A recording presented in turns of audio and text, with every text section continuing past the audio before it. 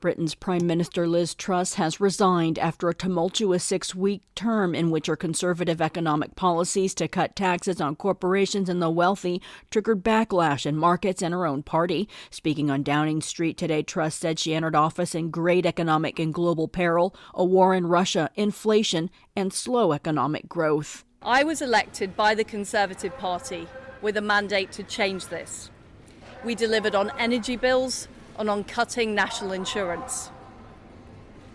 And we set out a vision for a low-tax, high-growth economy that would take advantage of the freedoms of Brexit.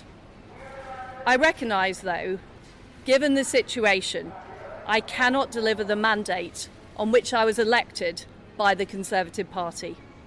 I have therefore spoken to His Majesty the King to notify him that I am resigning as leader of the Conservative Party. It was an about-face when a day earlier Truss declared she was a fighter, not a quitter. She said she'll remain as prime minister until her party votes in a replacement as soon as Friday. She's considered the shortest-running prime minister in the country's history. Her fall is backlash to an economic insecurity that's spreading around the globe post-COVID and amidst a war in Ukraine.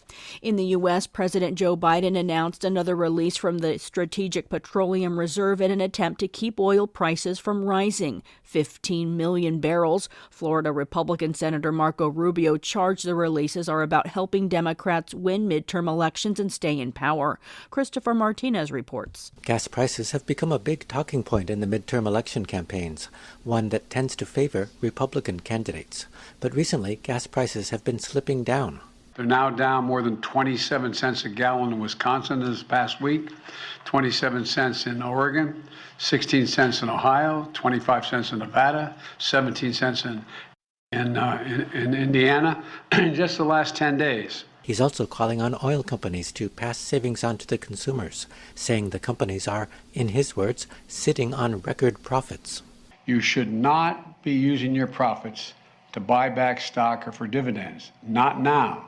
Not while a war is raging. Later, he held another event announcing grants for electric vehicle manufacturing. $2.8 billion in awards to build electric vehicles in a battery future here in America. Big policy announcements generally have a political side, especially 3 weeks before hotly contested midterm congressional elections. I'm Christopher Martinez. A federal judge says former President Donald Trump signed legal documents after the 2020 election that included voter fraud claims he knew were inaccurate.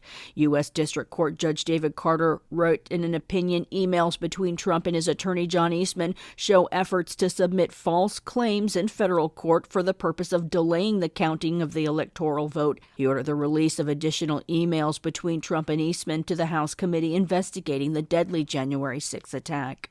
In a stunning ruling in March, Judge Carter asserted it's more likely than not that Trump committed crimes in his attempt to stop the certification of the 2020 election. California Representative Democrat Eric Swalwell's civil lawsuit against Trump to hold him liable for the deadly January 6 insurrection will get a hearing in December. The D.C. Circuit Court of Appeals scheduled oral arguments for December 7th. His suit charges Trump violated a rare 1871 Ku Klux Klan Act and other laws when he fomented lies about a stolen election, then incited violence against the Capitol and lawmakers in it to stop the peaceful transition of power. 5 people ultimately died as a result of the attack. Hundreds were injured. In a statement, Swalwell called the court date a significant step in holding Trump accountable for the attack and that he's confident the courts will rule in his favor. Trump is challenging a lower court's ruling this year allowing the lawsuit to proceed. Similar lawsuits have been filed by black congressional lawmakers and Capitol Police. The former president answered questions under oath in a defamation lawsuit filed by a writer who claims Trump raped her in the mid-1990s. The deposition provided lawyers for E. Jean Carroll a chance to interrogate Trump about the assault allegations and statements he made in 2019 when she first told her story publicly.